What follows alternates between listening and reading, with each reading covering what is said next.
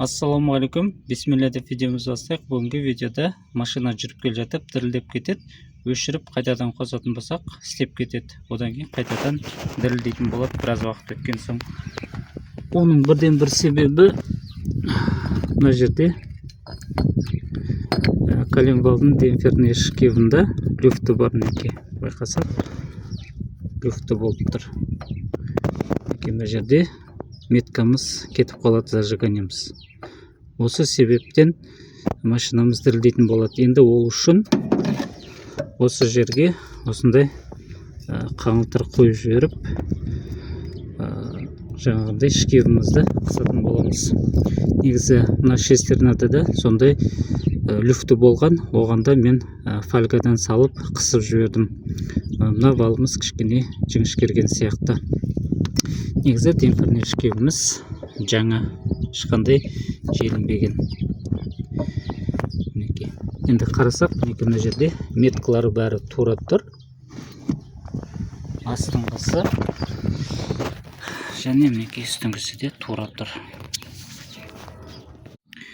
Мен мынандай қаңылтырдан қидым, бірақ қаңылтырымыз сәл қалың болып тұр. Сондықтан осылай төске салып қаңылтырымызды жұқартамыз ұрып. Енді қазір шеттерін түзулеп қиып, содан кейін орнататын болам. Шкифті бекітіп қойдым. Қазір ешқандай да люфті жоқ. Қозғалтып тұрмын. Қаңылтырды осылай сәйкестендіріп кигіземіз. Байқасаңыздар, қаңылтырдың шовын осы ойыққа келтірдім.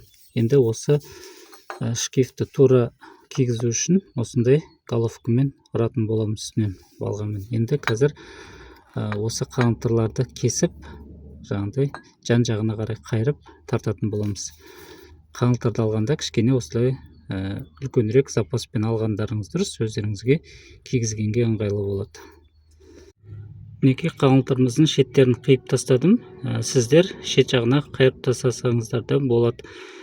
Енді осындай сіздерде люфті болып жатса, міндетті түрде осы демпферный шкифті де, соңғы арт жағындағы шестернанда ременді тартпас бұрын көріңіздер. Егерде ар жағындағы шкифтада люфті болса, онда міндетті түрде жұқа фольга салып қатайтып салыңыздар. Менде екеуінде де сондай люфті болды. Жаңағындай арт жағындағы шестернаны жұқа фольга кигізіп қатайтып алдым. Одан кейін осы демпферный шкифті осындай кішкене қалыңырақ қаңылтырды жұқартып салдым. Шкивімізде мына жерде екі тіс жоқ. Осы екі тіс жоқ жерден басталып 20-шы зубқа келу керек. Осы жерден бастап санаймыз былай қарай. Мына жерде зажиганияның меткісі келіп тұр. Мына темірге мына точка келу керек. Бұл жер келіп тұр. Енді жаңағы зубтарымыз 20-шы зуб осы датчик коленвалға келу керек. Мына жерде мен сыз қойдым. Осы жерден көре салатындай. Шкифті да орнатып қойдым. Тағы бір айта кететінім, кейде өзінің осындай шайбысы жоқ болады. Кейбір адамдар үлкен шайбы салады. Яғни мына шайбының ішкі диаметрі үлкен болғандықтан қисық орнатылуы мүмкін. Сондықтан осы шайбаны салған кезде осы домалақ шеңберге сәйкестендіріп қойғандарыңыз дұрыс. Осы шайбаны центровать етіп.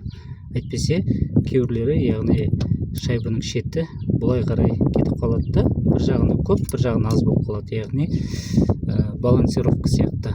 Мейлінше осылай тегістеп қойыңыздар. Егерде өзінің шайбысы жоқ болып, қолдан шайбы салатын болсаңыздар, осылай центровать еткендеріңіз дұрыс. Баршаларыңызға рахмет. Келесі видеоларда жолыққанша аман есен сау болыңыздар.